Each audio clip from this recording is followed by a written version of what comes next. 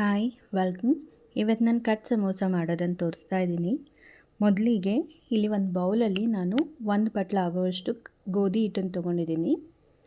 ಇದಕ್ಕೆ ಸ್ವಲ್ಪ ಉಪ್ಪು ಮತ್ತು 1 ಸ್ಪೂನ್ ಎಣ್ಣೆ ಹಾಕ್ಕೊಂಡು ಚೆನ್ನಾಗಿ ಮಿಕ್ಸ್ ಮಾಡ್ಕೊಳ್ಳಿ. ಇದಕ್ಕೆ ಸ್ವಲ್ಪನೇ ನೀರು ಆ್ಯಡ್ ಮಾಡ್ಕೊತ ಇದನ್ನು ಚಪಾತಿ ಹಿಟ್ಟಿನ ಹದಕ್ಕೆ ನೀವು ಕಲಸಿಟ್ಕೋಬೇಕು. ಚೆನ್ನಾಗಿ ನಾದ್ಕೊಳ್ಳಿ. ಇದನ್ನು ನೋಡಿ, ಇದಾಗಿದೆ. ಈ ಥರ ಚೆನ್ನಾಗಿ ನಾದ್ಕೊಳ್ಳಿ. ಈಗ ಸ್ಟಫಿಂಗ್ ರೆಡಿ ಮಾಡ್ಕೊಳ್ಳೋಣ. ನಾನಿಲ್ಲಿ 2 ಆಲೂಗೆಡ್ಡೆನ ಸ್ಮ್ಯಾಶ್ ಮಾಡಿ ಇಟ್ಕೊಂಡಿದ್ದೀನಿ.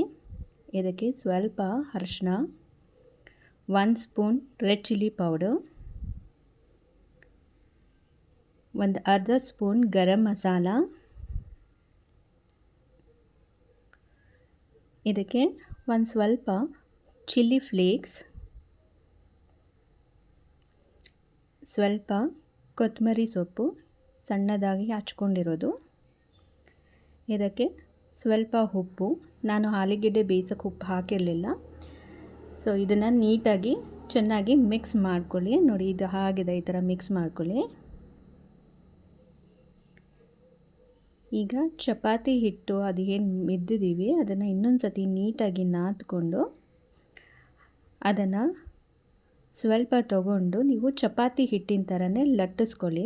ಅಂದರೆ ತೀರ ತಳ್ಳಗೆ ಲಟ್ಟಿಸ್ಬೇಡಿ, ಸ್ವಲ್ಪ ಮೀಡಿಯಮ್, ಅಂದರೆ ತಿಕ್ನೆಸ್ ಸ್ವಲ್ಪ ದಪ್ಪನೇ ಇರಲಿ, ಆ ಥರ ನೀಟಾಗಿ ಲಟ್ಟಿಸ್ಕೊಳ್ಳಿ. ನೋಡಿ, ಈ ಥರ ಇರಬೇಕು. ಈಗ ಇದಕ್ಕೆ ನಾವು ಸ್ಟಫಿಂಗ್ ಏನು ಮಾಡಿ ಇಟ್ಕೊಂಡಿದ್ದೀವಿ ಅದನ್ನು ನೀಟಾಗಿ ಸ್ಪ್ರೆಡ್ ಮಾಡ್ಕೊಳ್ಳಿ.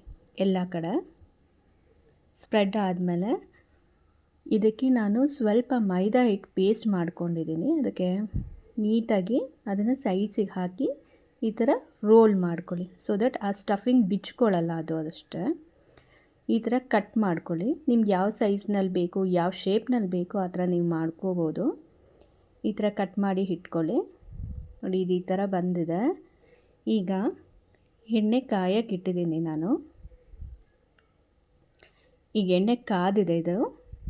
ಇದಕ್ಕೆ ನಾನು ಇದನ್ನು ಹಾಕೋತಾ ಇದ್ದೀನಿ. ಇದು ಡೀಪ್ ಫ್ರೈ ಆಗಬೇಕು ನೀಟಾಗಿ.